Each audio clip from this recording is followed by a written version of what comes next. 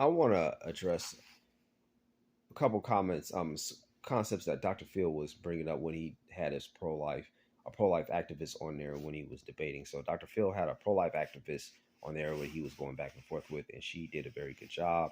But a couple concepts he brought up was basically that we don't like. He said there's no consistency when life begins. That's one, and basically from there it's just like since we don't quote unquote we don't know when life begins, then abortion should be allowed at a certain point. So, with that being said, when here's the thing about that. Just because, first of all, we do know when he does know when life begins. We do know when life begins. It begins at conception. We regard single cell organisms as life all the time. Now, granted, we don't regard our single cell organisms as high as having any intrinsic moral value whatsoever, but we do regard them as a whole organism and as alive. We do regard bacteria and amoebas and things of this nature as being a live organism, but we just don't regard them as having a high intrinsic moral value or any intrinsic moral value. And at one point, we was all single cell organisms, and then we became who we are today. Now, granted, even being a multicellular organism, we don't regard ourselves as having the same intrinsic moral value as other multicellular cellular organisms, larger or smaller, fully formed or not. So there's that too. The question, so there's the whole question of when does a human being have intrinsic moral value, or why does he have intrinsic moral value? And then there's a whole thing that goes on over there. So that's one. Number two, the fact that you saying that I don't think it's a good idea to terminate a pregnancy. And number two, you can't kill something that's not alive. If it's like people talk about the baby in their womb like it's alive, and when you have a miscarriage, they grieve it like it's dead. Either it's if it's alive, it's alive, it's alive. That's why you can kill it. Now, number two, the question is whether it does have intrinsic moral value and could you kill it. Could you kill it? So that's one of the questions involved in that.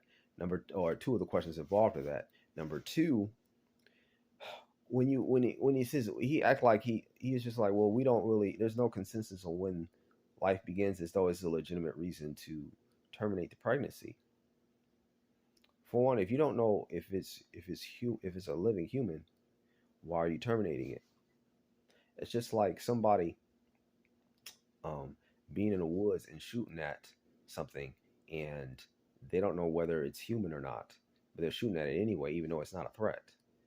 Like, why are you shooting at something you don't know if it's human? If you know it's human, or if you know that it is human, or if you don't know if it's human or not, if you shoot at it, then it's a problem. But if you know it's not human, then that's a different story. Or if somebody was just like, well, the reason why I'm donating this person's organs is because I didn't know whether he was alive or not, so I just decided I was going to carve him up and donate his organs, like he said he was going to do. He said it was okay to do after he dies. He's just like, why didn't you check to see if he was alive first before? Like, why are you doing that? Why didn't you check to see if you knew he was alive or you was unsure he was alive and you start carving him up? That's bizarre. The same thing is bizarre as a reason to say, well, we don't know when life begins, therefore we should be allowed to terminate. That's not a reason. A better reason to go away to going about this is like what Ruslan KD said. Shout out to Ruslan KD. He's a pro-life Christian YouTuber that make Christian YouTube content creator, and he's just like, let's just be honest and just say it's about you think it's the lesser of two evils to have this option available. Just like pro-life Christians think it's the lesser of two evils to allow a woman, like hypothetically, if there was a situation where abortion could happen, well, abortion would save the mother's life. We would think it's the lesser of two evils to allow her to have the choice, not to force the choice on her, but to allow her to have the choice whether she wants to terminate the pregnancy there or not. So sometimes it is about the lesser of two evils, but avoiding certain principles is not a way to do it. If you don't want to answer when life begins, then how are you going to talk about what should be allowed or not? That's one of the fundamental aspects of it. That is a fundamental, and all the ideas need to be held to the same level of scrutiny. Not bringing up, not addressing the issue is like really just is a way of avoiding to hold your idea, all aspects of your ideas the same level of scrutiny as you want to hold someone else's.